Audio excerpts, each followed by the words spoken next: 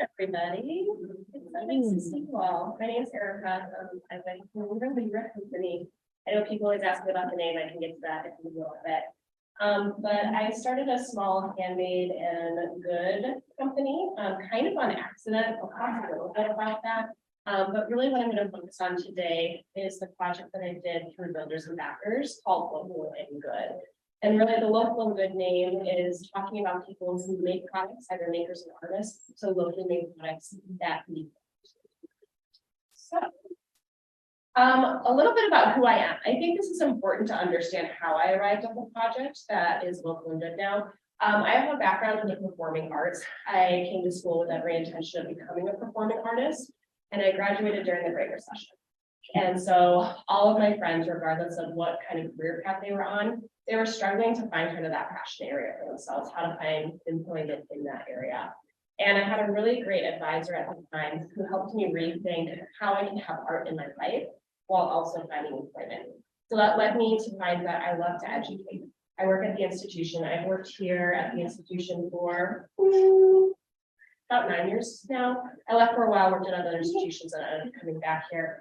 But I was able to find that I can teach others, I can put together public education, I can do that well, and I can still have art in my life. So for many years, that was teaching dance, teaching movement, performing with small local companies, performing in local shows.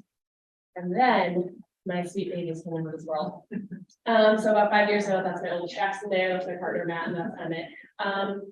When you're a dancer, you have injuries. And so my pregnancies inflamed some of my own dance injuries. And so movement and creativity had to change for me during that time, during the season of life I'm in. And so I've always been a crafty person. I like to pick up sewing, I like to pick up art, I like to pick up jewelry making, I like to stay busy with my hands, I like to create something out of nothing. And so with my babies, I started to find, okay, I can do art in different ways. When Emmett was born here, that was 6 weeks into the pandemic. We weren't doing anything, we weren't going anywhere. And I think like a lot of people, I had some challenges and I needed to find something new and something that filled me in a way that dance used to. And during the early days of the pandemic, we were all wiping down our groceries, right? We didn't know a lot of information at the time. My go-to had always been, I'm going to bake for somebody. There's some creativity in that, but there's a formula you can follow. You can blend the two of sides of art and make something really beautiful. Early days of the pandemic, we couldn't do that. So I had to find an art that kind of filled that need that I could give to other people in a safe way. And that led me to candle making and concrete making. And so in the early days, was just gifting it to people, finding joy in bringing the handmade goods to others, especially during a challenging time, being able to give something just from me in that way. And I got pretty good at it. I was giving it to neighbors and friends. And because of my dance background, I still follow all of the grants online. I still follow all the information for the public arts because that's how we were able to perform. That's how we were able to have money to go to residencies and teach. And so I saw all artists.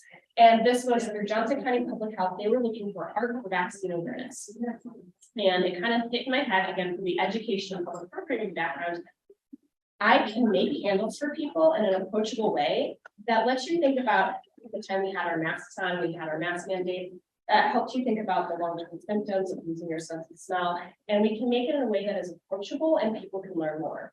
So the vaccine rate had really they were stagnant in certain areas of Johnson County. So I worked with Johnson County Public Health, we identified some areas, and I made hundreds of candles for this program.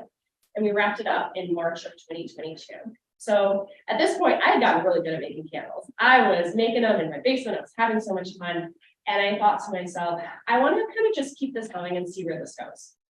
And so after the grant wrapped up, I ended up starting a small website. I was looking online, doing a lot of research. Handmade goods, profit margins are pretty slim. I started my own website and was just selling to friends and family. And when I started to feel more comfortable, I started to do in-person markets.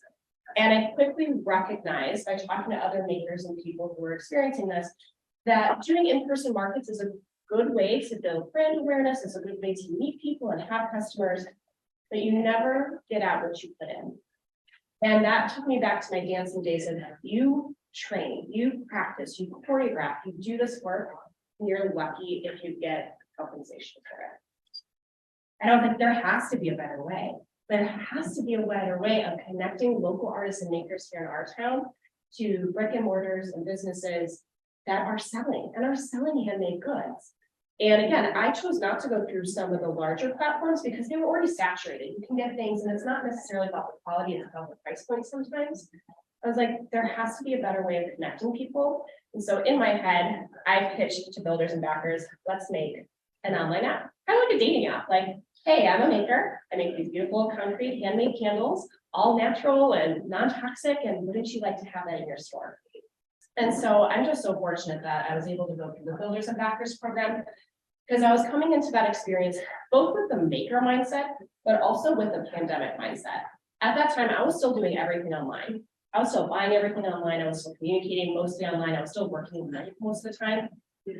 And quickly through working the problem, I recognized that small business owners, through the discovery that I did, they didn't want to have another app to go onto.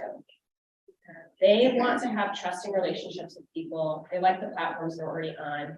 And it started to click that an online app and tech solution was probably not the right fit for something locally.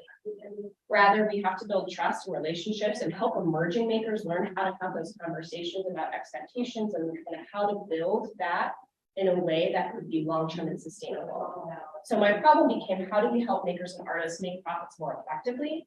And it started with a B2B expo. And so that's the first one for builders and backers that I really got to focus on is how do we bring together small business owners, brick and mortars, people who buy in bulk, the event planners, whatever it might be, to bring those. And then, do we need to do anything else? Let's do it. It's taking over. Let's take a pause.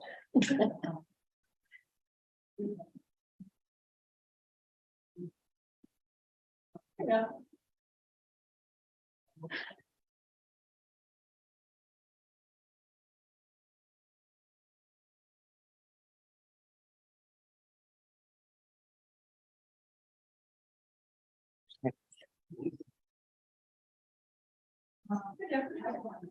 So the builders, so the B2B expo, so business to business expo, the intent was, can we see if there's interest from the maker and artist side to do local wholesale, local consignment, local kind of partnership relationship building? And can we also get interest from small business owners? Do they want to support? Do they want to buy and support small? And so just some really kind of low stakes. We kind of came up with some different kind of data points. I wanted to get at least 20 people, 20 makers, 20 artists to say, yeah, I'd be interested in doing that. I wanted to get 10 to commit and follow through and spend time understanding, talking through all the things you might need to do. These are emerging people. So understanding how to have a conversation. Do you need contracts? No. How do you set up kind of the payment options, et cetera?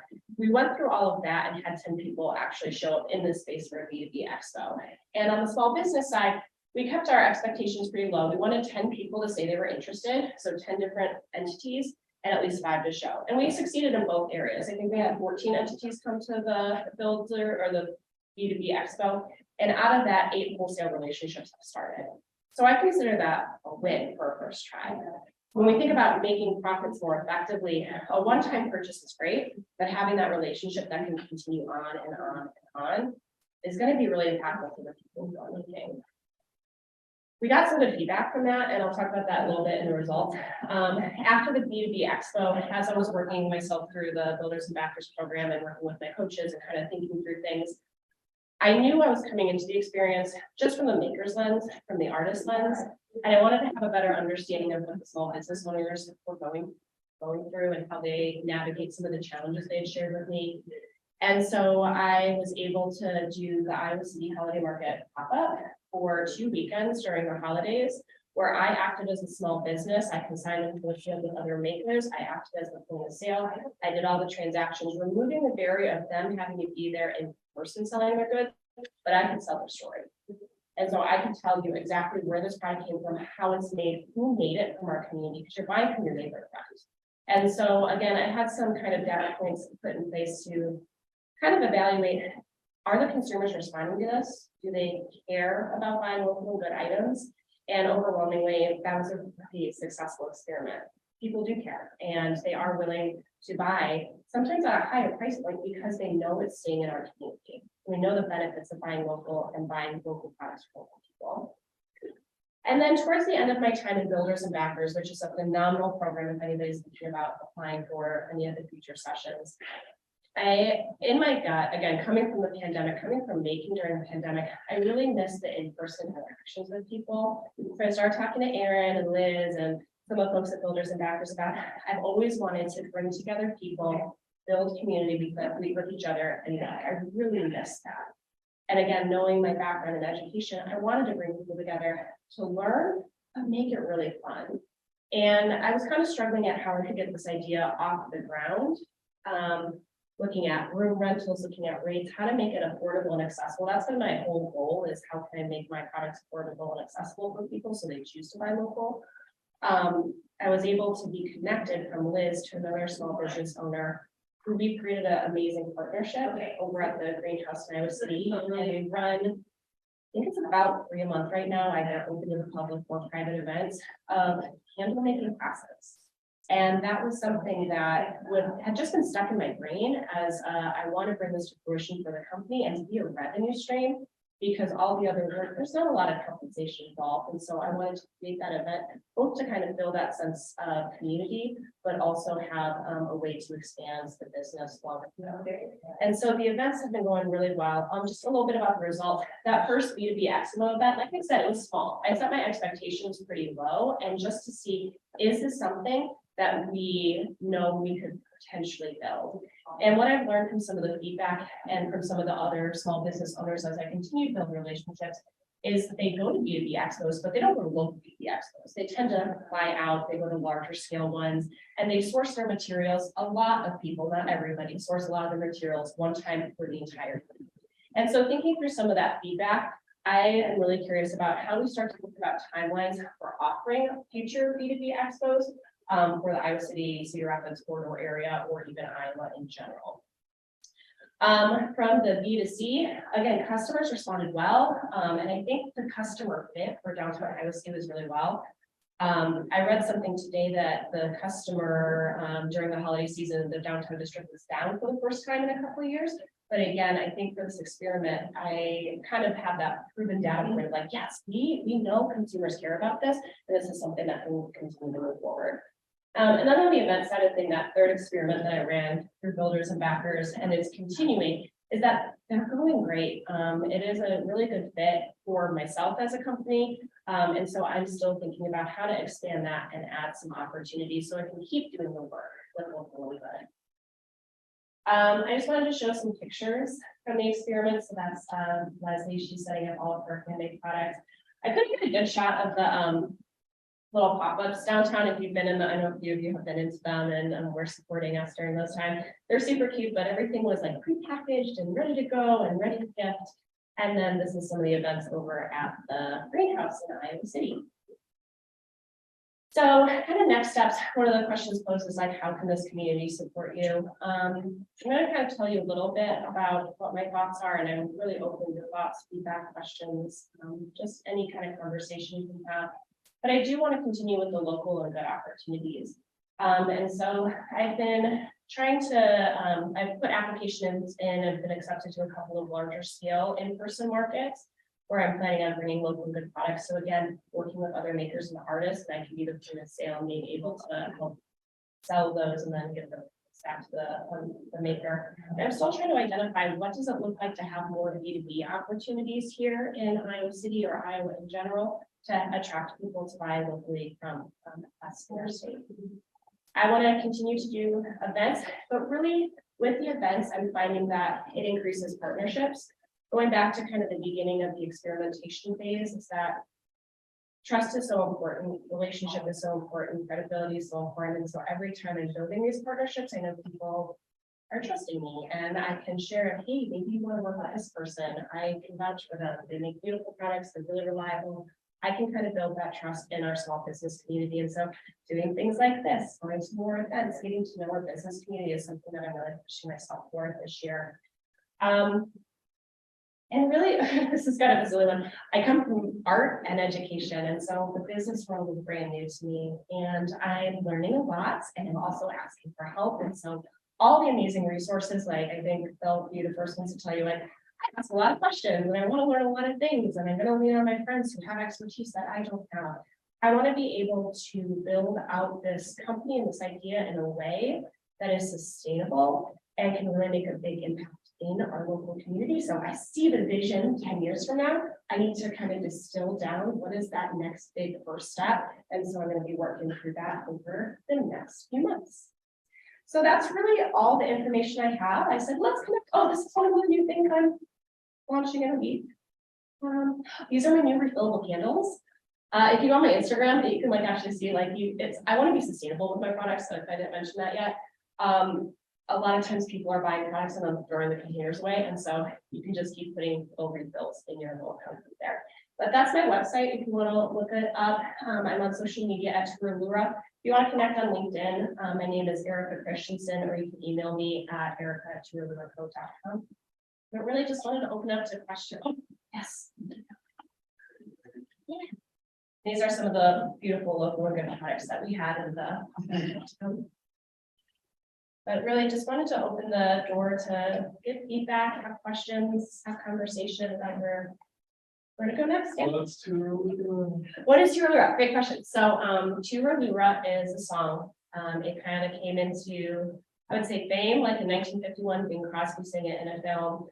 My mom was born in 1951 and her mom sang it to her and her twin sister. There's 5 girls in that family. They all sing it to their children. Now we all sing it to our kids. Sing it to us. Oh no, you don't want to. No, it's just a little lullaby, and so it's about connection. It's about everything like that handmade is. Like anytime I gift somebody, and again, I come from like the mindset of not business. I'm like, here, take my candles. Like, have joy in the world. There's a lot of love that goes into making. I cast the concrete, I seal it, I make sure that every part is perfect for you. There's a lot of love that goes into all the handmade products. So that's the connection to it. Thank you for asking that.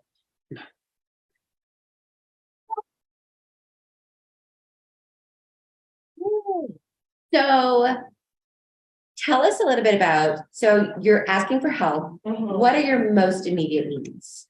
So Rob and I are meeting this week. We're talking about finances. Good. Because like I'm really transparent, like I haven't made any money this year. And I know that's something I need to work on. I need to understand a little bit more about the financial situation, pricing, all of that stuff, not just for myself, but then when I'm also talking to new artists and makers, a lot of the questions, well, what do I price it at? And oh, that seems too high. And what about there's a lot of pieces within the financials that I need to get more comfortable with myself and actually be able to feel, you might need to say this like for me, but like feel comfortable with like having that because it's going to go back into something good. I want a company that does social good. I want to be able to make an impact. And so I need to get comfortable with that. So finances is one thing. Business planning is another. I've had some folks who have generously shared their business plans. I'm definitely an experiential learner, and so I need to do. And so if anybody has expertise and feedback and wants to sit down and have coffee, and I'll give you a candle, we can talk about business. Do not use candles. Do not. Don't give yourself away. Business planning is a big thing. Because I think like the long-term goal is going to be ambitious, and it's how do I get there? How do I do the first step? Yeah. Yeah. Okay, so I want to be clear because I feel like it's a little unclear. You're selling your own candles Yes. and simultaneously you want to be a hub for. Okay. Yeah, because one of the biggest barriers for folks, like you'll never just, very rarely, I think you'll just meet an artist only or maker only. Yeah. It's always you're something and that. And so when you have other, like for me, I have employment and things that I need to navigate. So a lot of my markets and work is done on the nights and weekends. How can we set up a system that removes the barrier of they have to be there themselves and selling their products? How can we kind of do a collective, kind of one person point of sale who still understands your entire process of making? So I can share that story with other people. So when you look at you, you understand the value of the craft that's there. So that is, and I'm just thinking of like some of the teacher out here. They're also selling some local things too, but it's It's expanding to allow some more emerging makers and artists in your foot in the door. A lot of times, so there are definitely people who are supportive and willing to take a chance and try, but if somebody already has candles, they're not necessarily gonna want my candles. And so how do I help build up people? And so then that way they can get more comfortable and be able to say like, yes, I was able to establish a wholesale relationship. I understand. And How then to they do that, want yeah. to. Yeah, I almost, like, is this a model you want to kind of replicate in other, like, hubs? You know, like, if this, like, in Iowa City, Cedar Rapids area, like, maybe like. Yeah. One or like a Madison or. Yeah. When we did the B2B Expo, we actually had some people reaching out from like Des Moines and like the greater Iowa area, being like, can you do one here in our community? So I think from the maker side, there's interest. I think that it's gonna be definitely understanding the community they're in and like how could it be replicated there. So you technically have two rooms. You have, Yes, I don't know. because you got Tura Lura. It's Tura Lura, and then I've been calling Local Local Good, Good. the project that I've been. Yes, Yeah. yes.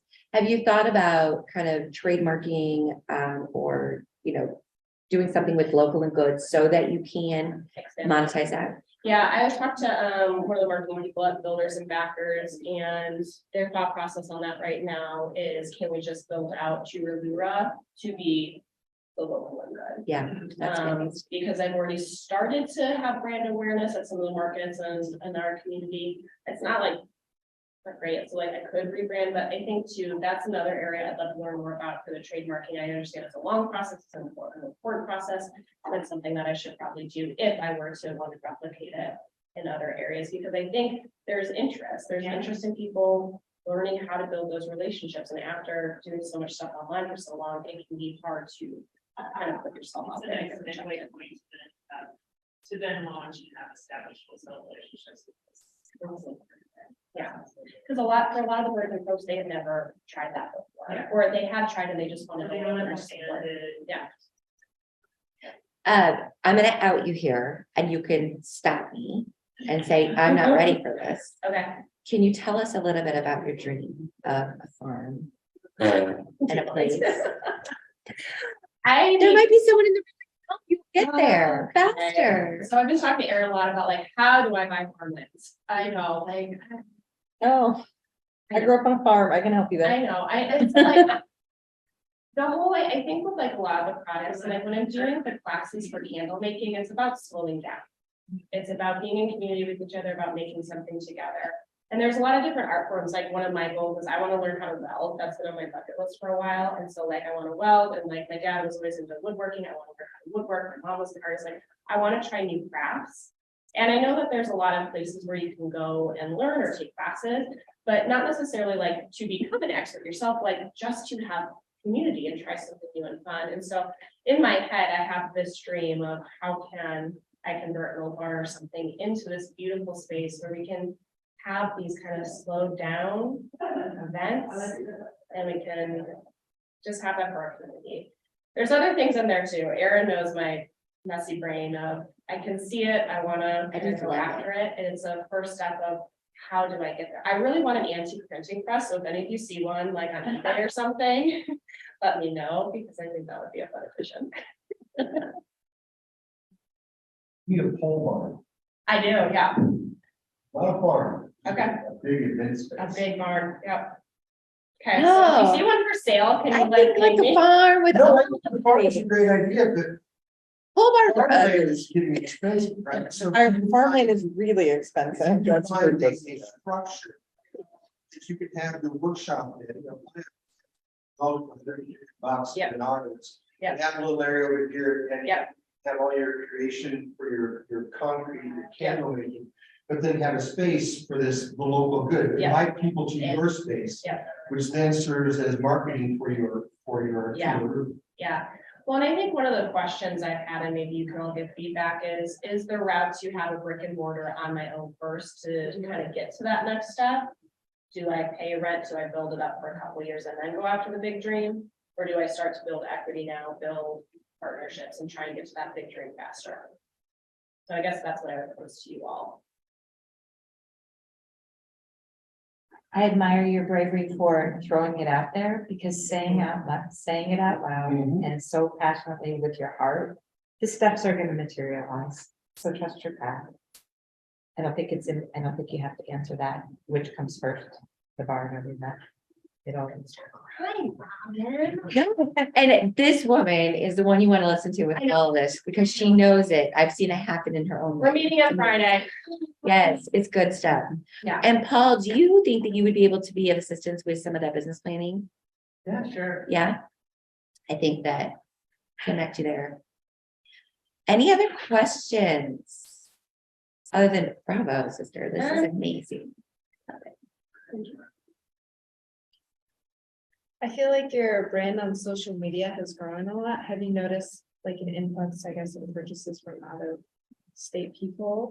Yeah, I mean, like, I did a happy dance the first time somebody I didn't know bought for me. Like, I was like, who is this person in California? Or, there was somebody else, I was like, because because of builders and backers, there was some articles that were published, and so I got a couple like random like places in Iowa. I was like, oh, this is exciting, and so it is nice to see that. I do, like, I have such a strong belief in, like, I try and source a lot of my materials from Iowa or the Midwest, because like I want to reduce shipping costs and carbon emissions, and so like, for me, I'm not trying to blow up, I'm not trying to, you know, get on TikTok and like, I know that's a goal for some people, but I would rather really focus on how can I build a really strong brand here, and again, not just do my work, but help support other people who are doing their work with. And again, you can give me feedback, like, no, you should do other stuff, that's fine too, like, let's have a conversation, but yeah, it's been fun to see, people order that I don't know. I think one of the biggest things I would say to you is, when you say those things, I know you're like, tell me what to do. No, you have to forge your I own path. know, I know, Just ask for guidance to Yeah. keep you in the bumpers. Yeah. That's what we're all here for. thank you. If you say, tell me what I should do, there are anything that doesn't necessarily fit into your grand scheme. Yeah. Because you can tell that there's a lot of things moving around. I have one of those moving around ones too. Mhm. So you can direct people what kind of information. Thank you. Yeah, I know I need to get better on talking about that long-term goal. I need to, that's what I'm hoping the next few months. So if you're like, I can help you with that, let's definitely talk. I want to be able to articulate it in a way that people see through the messiness. Yeah. Well, I think, like to Robin's point, just keep saying it out loud and it'll manifest itself before you know it, and in the way that it's supposed to. Yeah. And that's where the magic happens. Cool. Yeah. Any other questions? You're also nice. Thank you for coming out today. Well, I've got one final. You Okay. kind of answered it, but Okay. give us one more on what can we as a community do to support you? So I know things don't happen in isolation. It takes a team. And so I think too, just having these kind of conversations is important. Starting to like lean on some of your expertise if you're willing to share. I think that is really important, because I would love to just learn from other people. And again, experiencing it and doing it is one of the best ways I have found I learn things. And so just being open to learning your expertise and kind of your thoughts, again, fitting it into the message. Awesome. And go to a candle bar, they're lots of fun. Yes. Buy Yes. the products. They're And then great. what are you hosting here on March 12th? Yes, thank you. So we also have been working to do some kind of collaborations with people. So like private events for like team building, because like my background when I teach, I do group development. On March 12th here, you do your candle pour, then we go in there, do a yoga class, again, move the background, and then we come out and we finish up our candles together. So we call that pour and restore. And then I'm doing a candle and intention making with another partner coming up here in February. So yeah, a lot of fun spins you can put on kind of the making process. So we can kind of morph it into what you want. Where do we find those events? You can find those events on my website. So the first tab on TuraLura.com says candle pour bar. So if you click on that, it's a way to schedule either a public class, or you can just send me an email if you want to do a sign up group or private. Excellent. Thank you. Thank you, Erin. Thank you. You got a very, very good brand, with all of your pictures look beautiful. Thank you. So, That's so important when you're talking about an environment that you're creating for someone's house. yeah, and that was one of the first things, I mean, I'm honest, like, I didn't make any much last year because I'm trying to reinvest in things that I know are gonna be helpful. So this individual's name, her name is Randy Lee Photography. She is based out of Solon, so she's local as well, we know the business, and yeah, I think it's important. So like, I know for the social media, like, we need to have good pictures, and so for a long time, I was using the wonderful light box that builders and backers supported me on, and I've been able to increase to now. Very nice. Excellent, thank you. so much. I really